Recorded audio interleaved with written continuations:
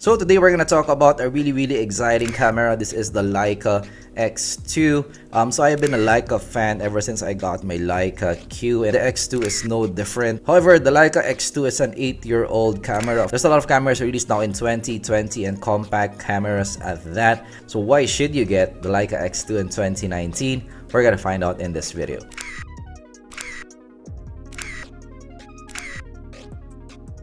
So first, number one reason, and one of the reasons why I really like Leica cameras in general, is the Leica design. So for me, this is still the best design compact even in 2019. So I do have the Ricoh GR, I do have the X100, and I did have the LX100. I do have also the RX0 and the G7X Mark II.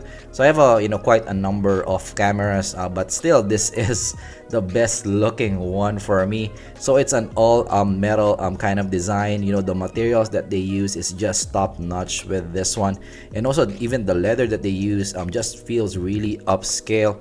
So in terms of the build quality, as you guys can see, it's really definitely a looker, better than the Ricoh GR, better than the X100. All metal in design, so you do have that kind of Leica M-ish kind of design, but of course in a small compact package. And also the build is really great. So the buttons here is one of the best buttons that I felt in a compact camera. It just feels really tactile, all the buttons, all the dials. It has that click, that super tactile click to it. So dials feels really good. The buttons also feels really tactile. So the best buttons also that I have in my other systems. So even compared to Sony's, this feels really clicky. Of course, it's not without its cons. Of course, the screen here is already old. It's a 230K screen, so it's not the sharpest screen around. For somebody who values craftsmanship, holding something that it's well designed, you might want to get the Leica X2. This is still the best design compact for me. Right, number two is the ease of shooting. So as you can see, guys, you don't have a lot of controls with the Leica X2. So much like other Leicas, also you do have a kind of a bare bones kind of kit.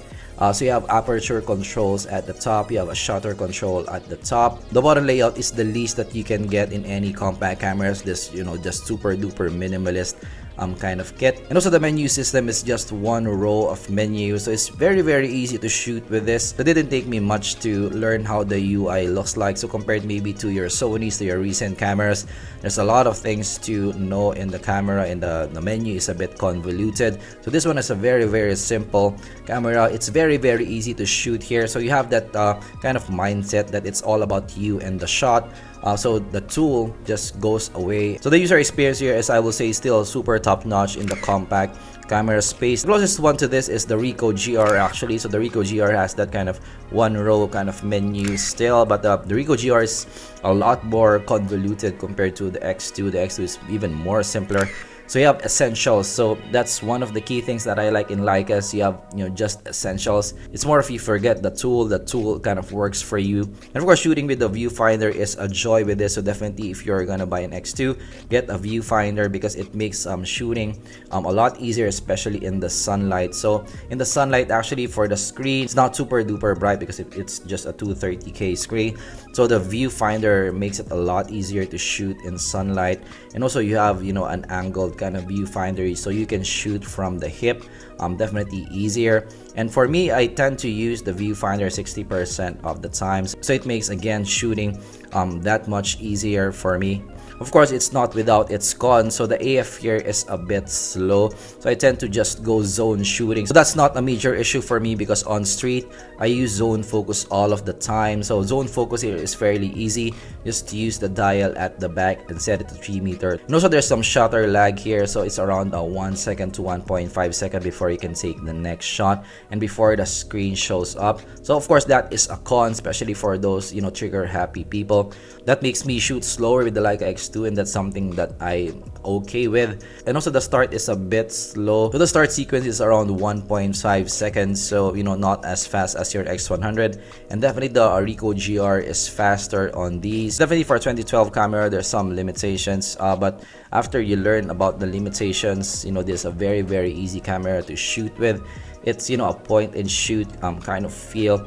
So yes, number two reason why I think this is really cool in 2019. Ease of shooting and the user experience is still one of the best in 2019 for a compact camera. Number three reason is this is a real Leica. This is a real compact camera Leica. So there's some Leicas that is like a rebash from Panasonic, and this is not like that. So you're getting that Leica craftsmanship, 100%. Even for a compact camera, you can definitely feel it in the hand, get the overall Leica experience in a compact camera, and that again resonates with me. Number four reason for me is the film feel of the camera. This more now in the shooting experience.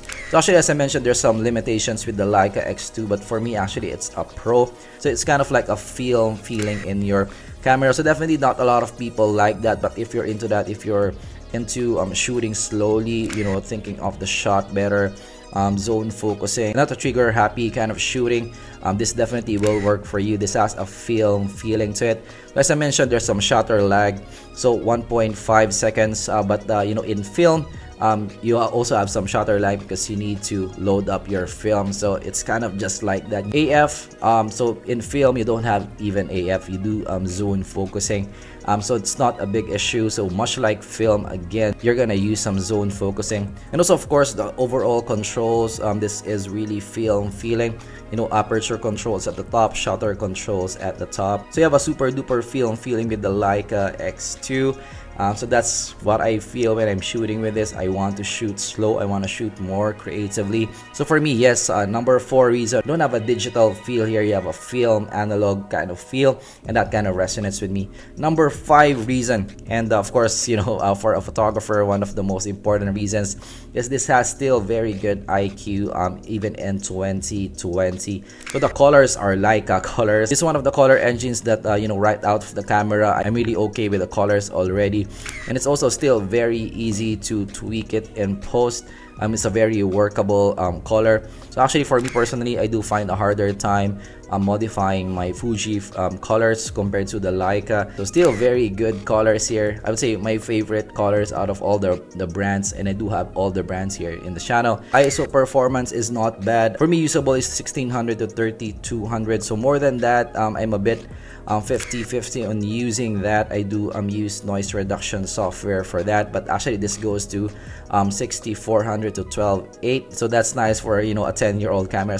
I was actually surprised with that. For me, I tend to just shoot street photography in the morning when there's sun, because I do like contrast in my photos with the sun. So it's not, again, a big issue for me in ISO performance. And of course, the main thing why we are here, why we like the Leica X2, is the Leica lens. So you have a 35 2.8 equivalent Leica L-Moret lens, and for around $700 you're getting a Leica lens in your camera, and that is really an advantage for me. So the sharpness here is different compared to the sharpness that I'm getting with the Ricoh GR and also the Fuji. This is the sharpest out of the lot. It's just a different micro contrast with the Leica X2. So if you are into that, if you're into that kind of lens quality, again, the Leica X2 is something that you should consider over the other compacts. And actually I did print already with the Leica X2, so the resolution here is definitely enough for printing. Photos came out really sharp, so I was also surprised with that.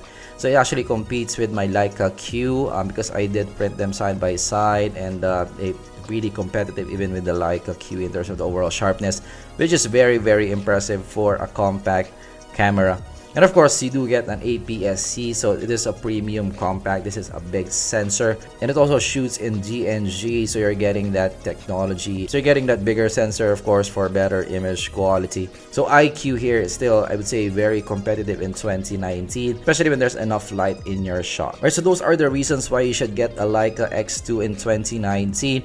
I did get mine for around $600 to $700, so I would say really, really great price for something that's really good in terms of the condition. So if you're gonna get one, find an X2 with a good condition. I'm definitely sure that you can get still cameras with good condition, because this is a Leica. People take care of their Leica cameras. I did get mine in a really, really great condition. So do you own a Leica X2? How's your experience so far with your X2, especially in 2020? Let me know down in the comments below. And of course, subscribe for more content like this in the future. I'm gonna check out also the X100S Pentax Q, and of course more Ricoh GR2, and maybe compare them to each other. So if you want a comparison, let me know also down in the comments below. And of course, if you learned something, leave a like and subscribe for more content like this in the future. Of course, keep on shooting.